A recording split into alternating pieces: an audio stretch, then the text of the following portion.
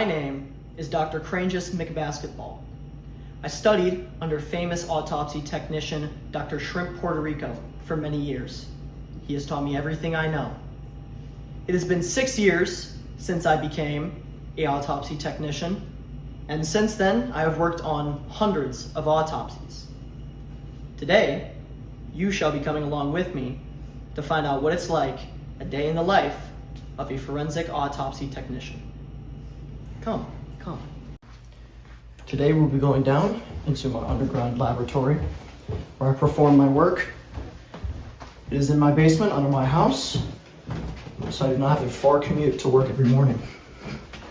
Unfortunately, the lights are not currently working, so we will be using a flashlight for the duration of this autopsy.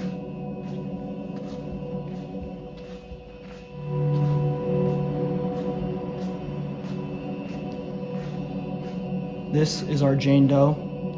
We are tasked with finding the cause of death and her identity. We shall begin. I will begin the autopsy by putting on my gloves and measuring the height and the weight of the unidentified corpse.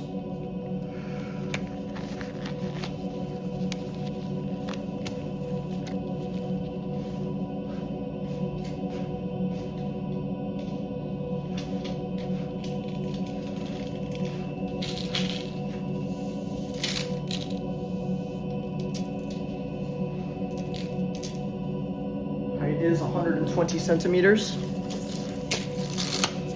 I will now measure the weight.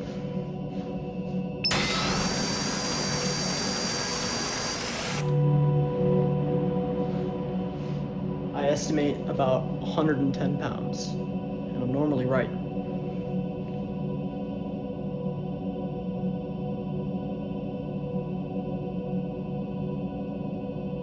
It's odd.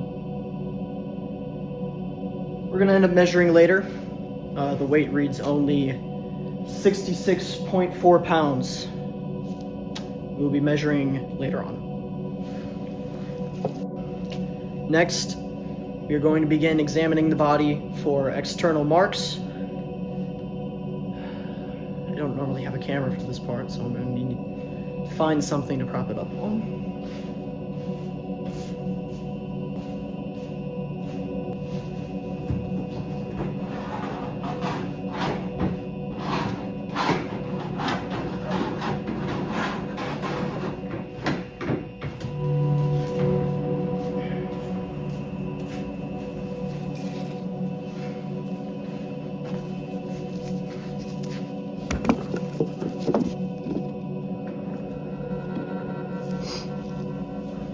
I'm going to begin with the left arm and examine for any external marks.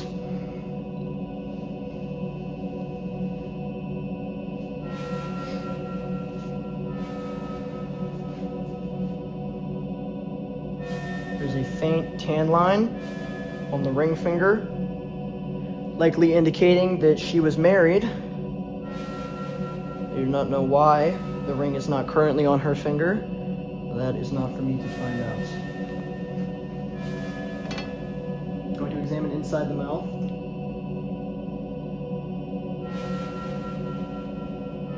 Tongue is intact. Mouth is well kept.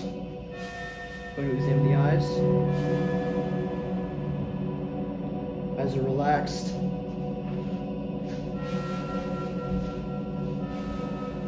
With the right arm.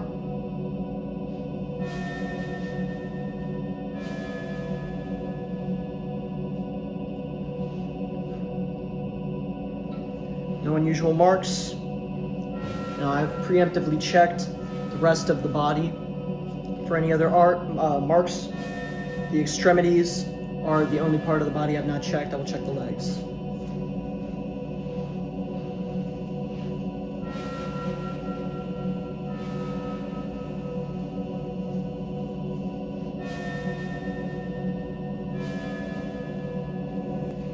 There appear to be no odd external markings on the legs. We will now continue with the temperature.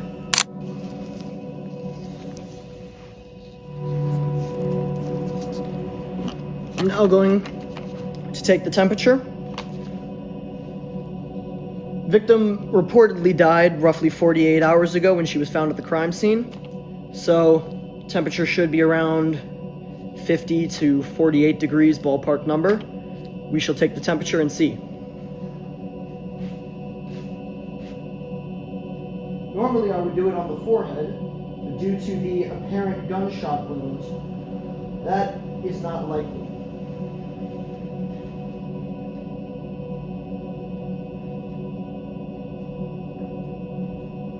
It's odd. Temperature came back 66 degrees. It's far warmer than it should be.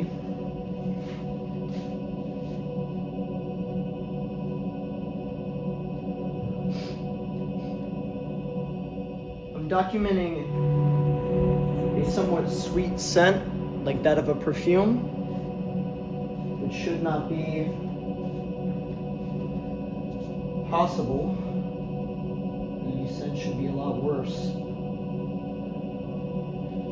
Not exactly sure what is going on with these anomalies, but I'm positive that there is a reason and that we will get down to it. However, our primary objective right now should be to identify this person. So we are going to use dental records to do that and fingerprinting to see if she is in CODIS. I'm now going to perform a dental inspection and capture photos for dental records.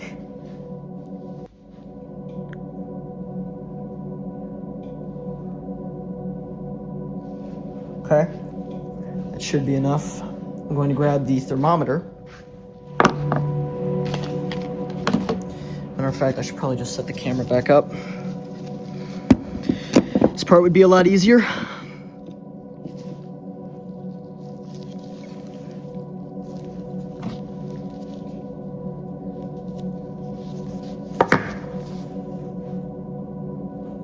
Perfect. I'm now going to grab the fingerprint scanner.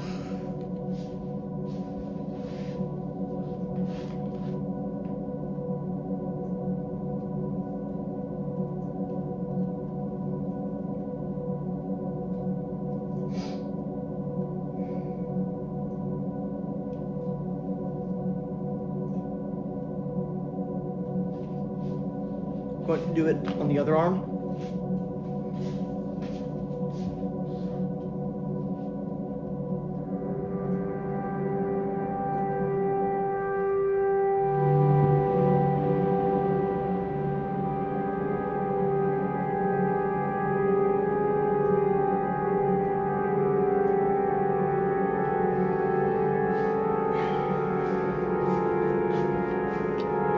We will now head back upstairs to my personal laptop where we will put in the information we have just gathered and see if we can come back with a name.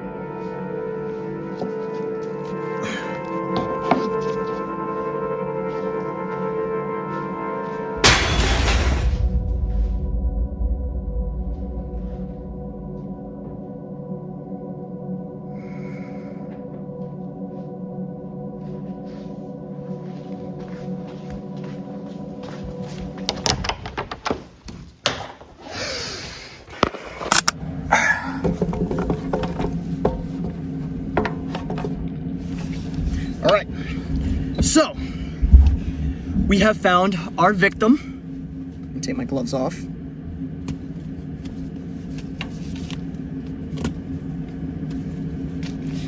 All right, it would appear that our victim is, drumroll please, 34-year-old Julia Figueroa, originally from Chicago, Illinois. She came up with dental records, and she also came up with fingerprinting. She was fingerprinted for TSA pre-check. Very nice. Says she has no spouse, which is odd considering the obvious tan line for the ring on her finger I found, but yeah.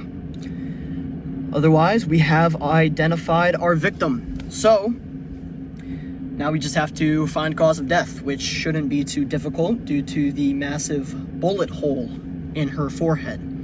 I assume we'll find a bullet in there and some pooling maybe in the blood, something to show us that, you know, she was shot in the head. Let's go find out. Now that we know who she is, we're going to inspect the gunshot wound to the head.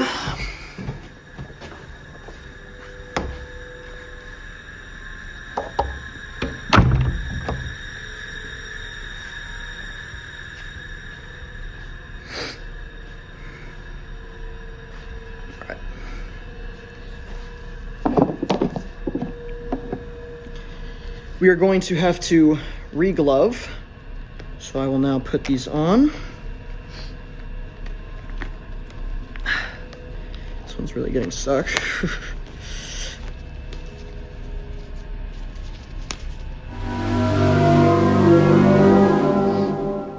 All right.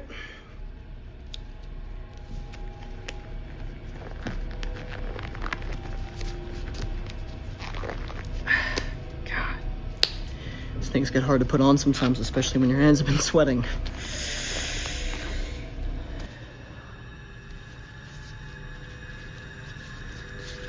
All right, we shall now inspect the gunshot wound. We can now inspect the gunshot wound to the head.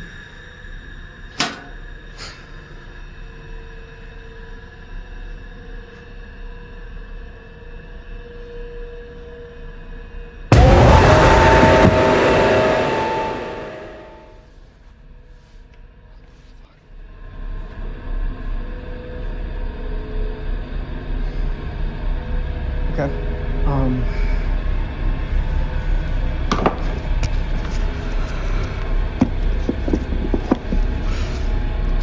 I'm going to inspect the gunshot wound to the head.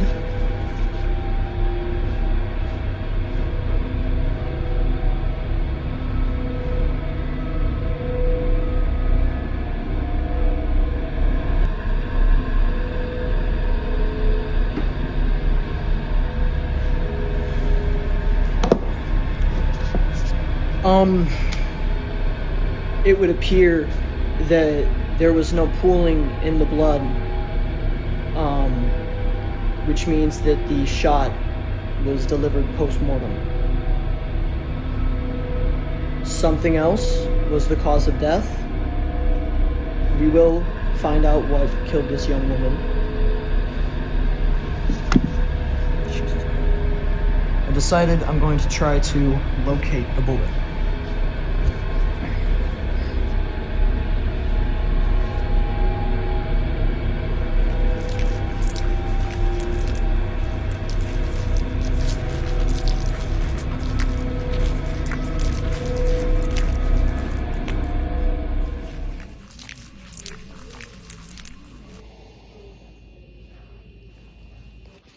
Okay.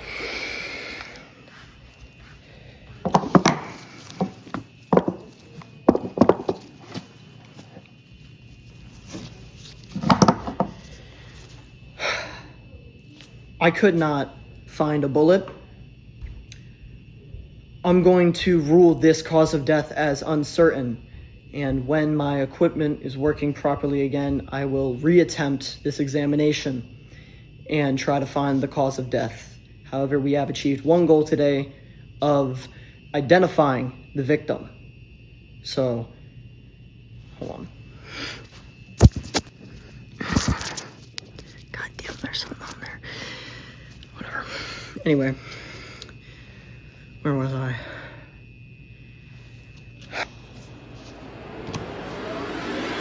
I am unhappy that I cannot complete this examination and deliver proper evidence of what the cause of death may have been. However, we will come back from this futile attempt and it will not be in vain. We will deliver exactly what we came for. But I do promote it to you to join this line of work because it is very enjoyable. And, you know, it helps people and it helps families. So, please look into it. I'll play a short little advert at the end of this so that you can get a feel for what it's like, because today hasn't exactly been rudimentary or normal. But yeah, so enjoy it, guys.